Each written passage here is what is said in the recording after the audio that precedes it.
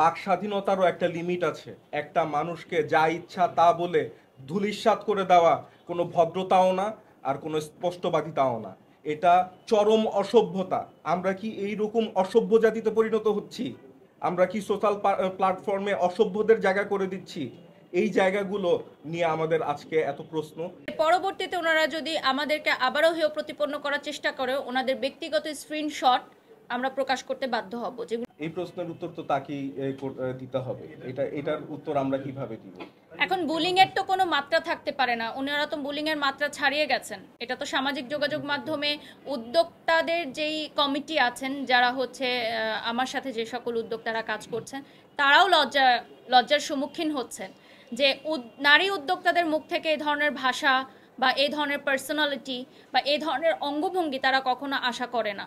যে স্ট্রং ব্যবস্থা নেওয়া হচ্ছে এবং কেঁচো খুঁড়তে গিয়ে সাপ বের হয়ে এসেছে, একটা সম্পূর্ণ প্রতারক এবং ফ্রড চক্র। এবং আমি মনে করি যে সেদিন প্রেস কনফারেন্সে যারা উপস্থিত ছিলেন, যারা আসলে হেলিকপ্টার ফটোশ্যুটের সাথে যুক্ত না, তারা কেন এসেছিলেন? এটা আমার প্রশ্ন থাকবে সমগ্র বাংলাদেশের কাছে, জাতির কাছে, সাংবাদিক ভাই ও বোনেদের কাছে, যে পাশে যেই দুজন ছিলেন তারা হেলিকপ্টার শুটিংয়ের দিন উপস্থিত ছিলেন না, হেলিকপ্টার ভাড়া করার সময়ও তারা কোনোই যুক্ত ছিলেন না, তাহলে কেন প্রেস কনফারেন্সে অভিযোগকারীকে কথা না বলতে দিয়ে তারা কথা বলেছেন? এটা একটা গভীর ষড়যন্ত্র, এটা বোঝাই যাচ্ছে।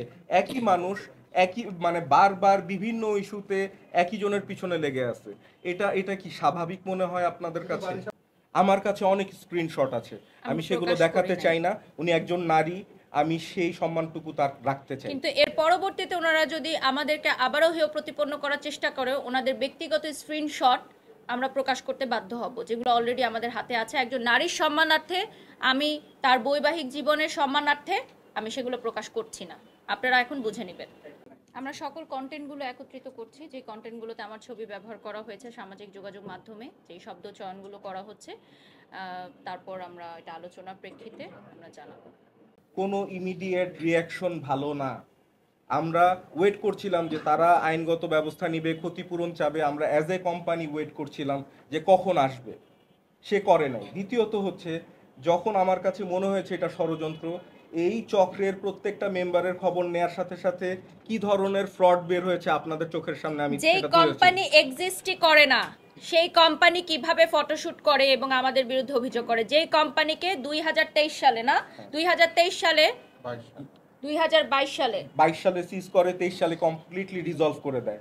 সেই কোম্পানি কিভাবে বাংলাদেশে এসে তাদের ব্যবসায়িক প্রচার প্রচারণার জন্য বিভিন্ন রকম কন্টেন্ট তৈরির জন্য মডেলদের কাছ থেকে টাকা নিচ্ছে এবং ফটোশুট করছে। এবং ইউকে তে তিনি বলে থাকেন যে তার একটি বাড়ি আছে, যেটাও সম্পূর্ণ ভুয়া এবং মিথ্যা। এটাও তুমি বলে দাও। এগুলা খুবই ব্যক্তিগত আলাপ, আমি এগুলার বলতে চাই না। আসলে আমরা অতটা নিচে নামতে পারি না, আমরা এতটা নিচে নামতে চাইও না। এইগুলা দেখেন, ইউকেতে আপনি যদি বাঙালি কমিউনিটিতে এই রোজা আফরোজের বিষয়ে জিজ্ঞেস করেন, আপনি নিকৃষ্টতম অভিযোগ পাবেন তার কাছে, তার বিরুদ্ধে।